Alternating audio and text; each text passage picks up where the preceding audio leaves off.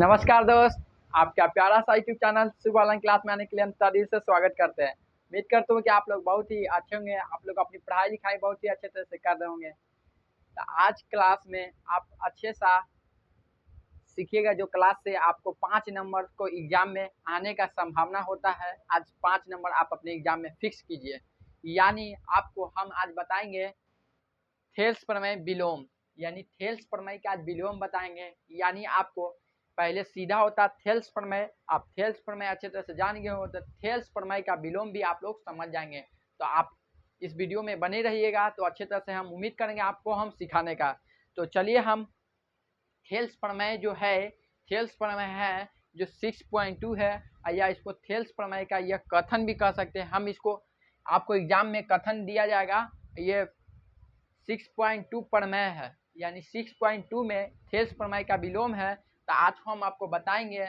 तो आज हम अभी कथन पढ़ते हैं, तो कथन पढ़ते जाइएगा और अपने अकॉर्डिंग फिगर बनाते जाइएगा। यानी यदि पढ़ रहे कथन हम, यदि एक रेखा, यानी यदि एक रेखा किसी त्रिभुज, यदि एक त्रिभुज है, यदि एक रेखा किसी त्रिभुज, पकड़िएगा बात, यानी यदि एक रेखा किसी त्रिभुज की दो भुजाओं को एक ही अनुपात में विभाजित करे, यानी विभाजित करे, इतना के बाद पकड़े पहले विभाजित करनी। यानी यदि एक रेखा किसी त्रिभुज, यानी किसी त्रिभुज बोला ना, इसको पकड़िए, किसी त्रिभुज, एगो हम त्रिभुज बनाते हैं तो आकर बाद में आपको बताते हैं।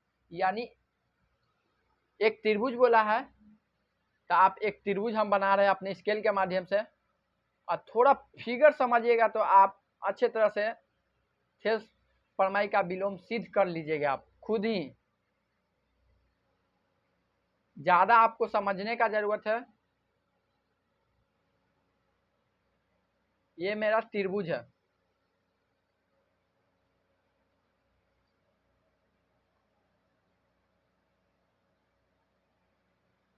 मेरा यह त्रिभुज है जो आप देख रहे हो कि स्केल के माध्यम से हम अपने त्रिभुज को खींच लिए हैं। यानी हम त्रिभुज का नाम भी दे सकते हैं कि मेरा ए है और ये बी है और ये सी है, ठीक है। और बोलते हैं, बोला क्या कि किसी त्रिभुज, यानी एक किसी त्रिभुज की दो भुजाओं को एक ही अनुपात में विभाजित करते हैं। यानी किसी त्रिभुज है और किसी त्रिभुज, यानी किसी त्रिभुज के एक रेखा, यानी यदि एक रेखा किसी त्रिभुज की दो भुजाओं को अनुपात, एक त्रिभुज बोला था, एक रेखा खींचेगा तो दो भुजाओं में अनुपात विभक्त करेगी, यानी विभक्त करेगी। यानी एक रेखा खींचेगा तो दो भुजाओं में विभक्त करेगी, एक एने मिलेगा एक एने मिलेगा, इसके बीच में रेखा खींचेगा तब, यानी एक रेखा खींचना बोला है। यानी इसमें रेखा खींचने बोले ना, आपको कथन पढ़ने घड़ी आपको जो कथन से कैसे हम मीनिंग निकालेंगे, आपको ये ध्यान देने पड़ेगा। क्या ध्यान देने पड़ेगा? यानी ये एक इधर बांट रहा है, किधर बांट रहा है, किधर बांट रहा है, किधर बजा रहा है, दो भुजाओं को एक ही अनुपात में विभक्त करे तो वह तीसरी भुजा के समांतर होती है, यानी तीसरी भुजा के समांतर होती है। यानी एक तीसरी भुजा, यानी जो रेखा खींचे हैं बीच के, यानी एक त्रिभुज से एक रेखा खींचे हैं, वो तीसरी भुजा के समांतर होगी। यानी तीसरी भुजा का मतलब आप समझे, यानी तीसरी भुजा, यानी यहां से आप एक रचना कीजिए, यही तीसरी भुजा के समांतर होती है।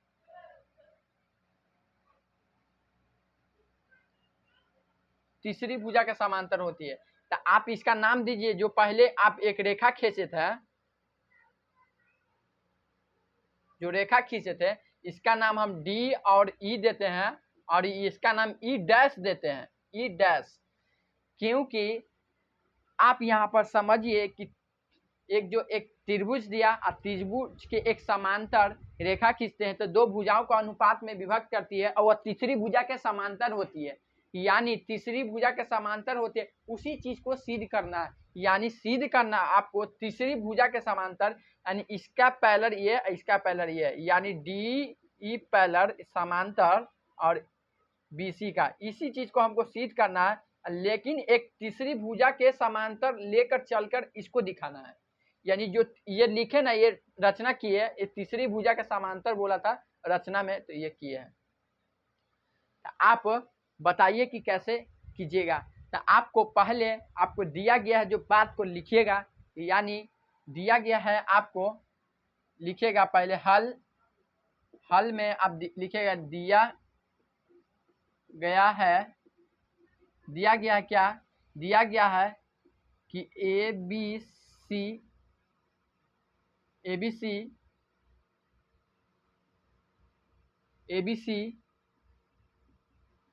त्रिभुज है, एबीसी त्रिभुज है, एबीसी क्या है, एबीसी त्रिभुज है, यानी एबीसी त्रिभुज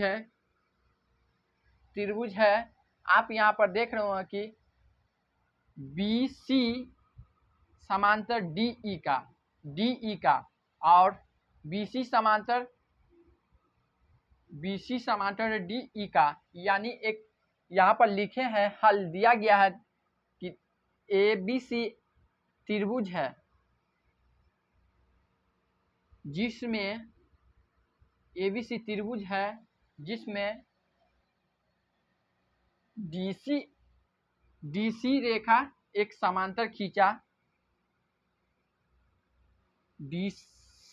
डीई रेखा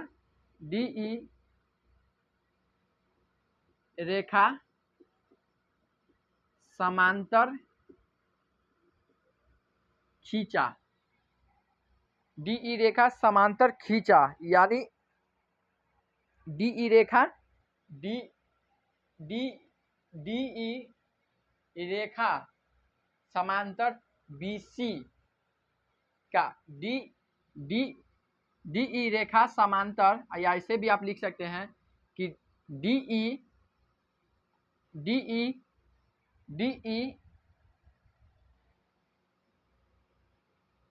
पैरेलल है बीसी, नहीं आप ऐसे लिखिएगा डीई भुजा, इसको भुजा मान लीजिए, भुजा भी आप कह सकते हैं, भुजा यानी डीई भुजा। आप अच्छे तरह से लिखा जा भाई, थोड़ा सा लैंग्वेज खाली बनाने में दिक्कत है। डीई सी यानी डीई भुजा बीसी के, यानी डीई भुजा बीसी, डीई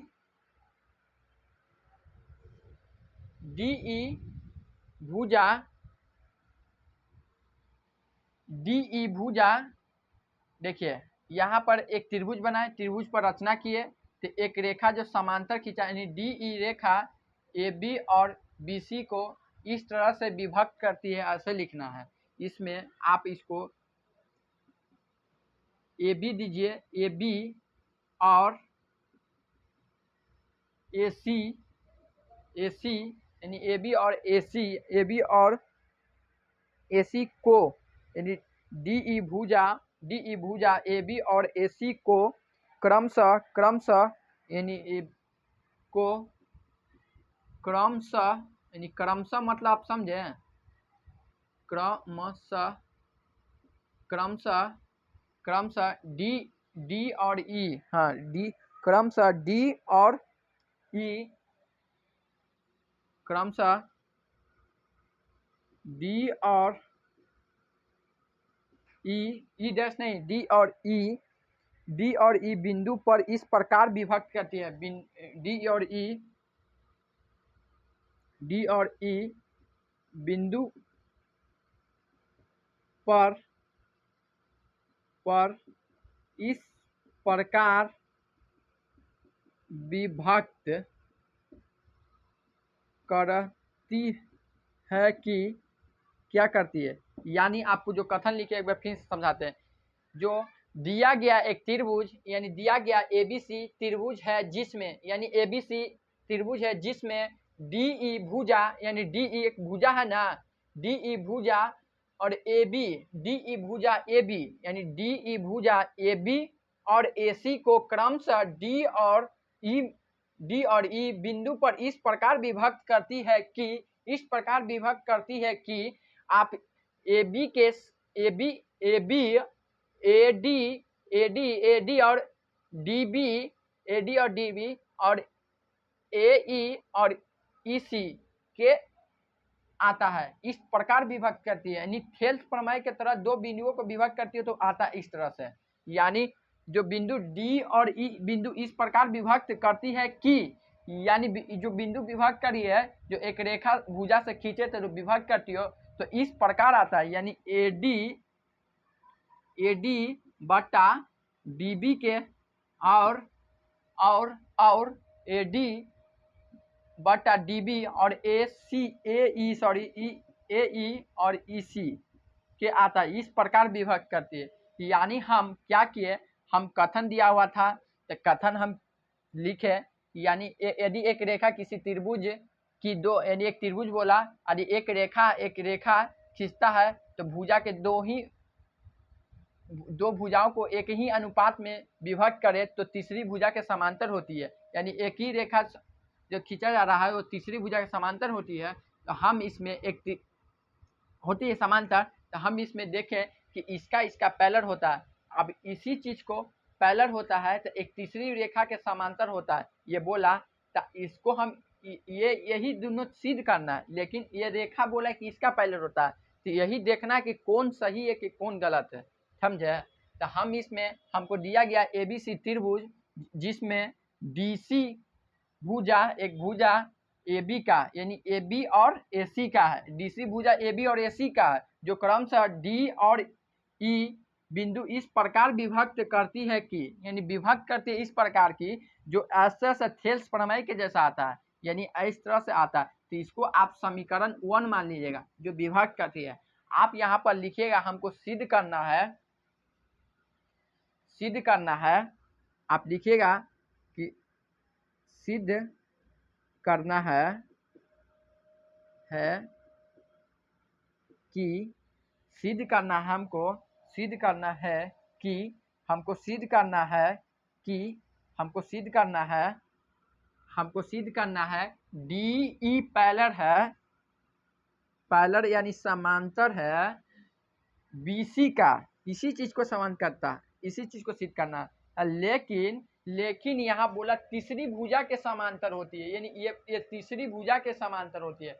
ये लाइन हो गया, ये जो कि देखिए एक ये लाइन हो गया, एक लाइन होगा, लेकिन एक जो काट रहा है ऐसे समझिए, एक ये हुई त्रिभुज हो गई, ये रेखा चल गया तीसरी भुजा के समांतर। तो इसी चीज को बोलना है कि ये वाला सही है कि ये वाला सही है। तो आप यहाँ पर इस तरह से देखिए कि आपको पहले हमको तो इसी चीज को लेकर अभी चलना है, तीसरी भुजा के समांतर, लेकिन ये चीज जो बिंदु रेखा काटा इसी चीज को लेकर चलना है। ये दोनों पैरेलल होता है हमको पता है, लेकिन ये वाला पैरेलल है कि नहीं है इसको ही देखना है। तो आपको अभी ये चीज सिद्ध करना है। अतः आप ऐसे भी लिख सकते हैं, चूंकि आप ऐसे भी लिख सकेंगे डी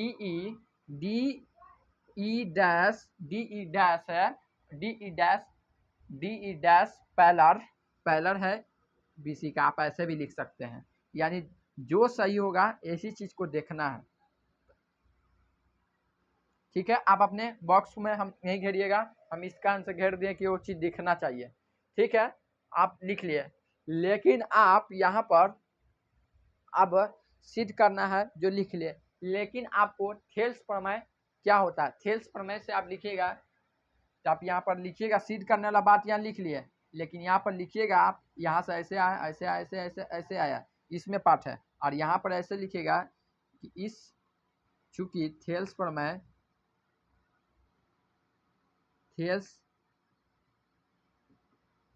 से थेल्स प्रमेय क्या बोलता है, यानी थेल्स प्रमेय क्या बोलता है हमको, कि थेल्स प्रमेय बोलता है कि ए डी और डी बी, और एक बोलता है ए ई और ई सी डैश यहाँ लीजिएगा, ये डैश वाला लीजिएगा, ए ई डैश और डैश, तो ए ई डैश, हाँ ई में भी डैश लेना है, यानी ए डी, ये इसी ए डी बट्टा डी बी। और थेल्स में बोलता है कि ए ई इसको लेना है और ई सी इसको लेना है। यानी अब इसका तो हम बात कर लिए थे अभी यहाँ पर देखिए, तो अब इसी का डैश वाला ना लेके चलेंगे, तो हम डैश वाला लेकर चले तो इस तरह से डैश है ए डी और डी बी बट्टा में और बराबर ए ई बट्टा ई डैश सी हो गया। ई डैश सी है, तो आप इन दोनों को यानी समीकरण इसको 2 मान लीजिए, और समीकरण 1 और 2 को क्या कीजिए कि आप समीकरण 1 और 2 से काम कीजिएगा, यानी भाग दीजिएगा, तो ये वाला और ये वाला बात कर जाएगा, तो आपको ए ई ये देखिए, ये वाला देखिए सम सेम होगा और ये वाला सेम होगा ना, तो ये वाला खत्म हो जाएगा ए डी बट्टा डी बी, ये खत्म हो जाएगा। तो आप ऐसे लिख लीजिएगा कैसे, ये तो हमको मिटाना है, इसको तो हमको सिद्ध करने वाला बात तो यहाँ लिख ही दिए हैं। हमको दिखाना है कि समीकरण, आप ऐसे लिखिए समीकरण 1 तथा 2 से खाली लिख लीजिएगा, कोई ज़रूरत नहीं है। और ये वाला खत्म हो जाए तो बचेगा ए ई बट्टा ई सी और ए डैश है और ई डैश सी, तो ए ई बट्टा ए डैश सी। तो यहाँ पर देखिएगा आप कि ए ई यानी ए ई और ई सी, यानी ये पार्ट यहाँ से ऐसे आ रहा है और यहाँ से ऐसे आ रहा है। यहाँ पर देख रहे हैं कि ए डैश, यहाँ ए डैश और ई डैश से यहाँ पर आ रहा है सी पास, यानी ए ई और ई सी और ए डैश और ई डैश सी। तो यहाँ पर यह निष्कर्ष निकलता है कि शुरुआत में आप देखते होंगे कि डी बी पैरेलल होता है बी सी का। शुरुआत में आप देखते होंगे कि आपको शुरुआत में आप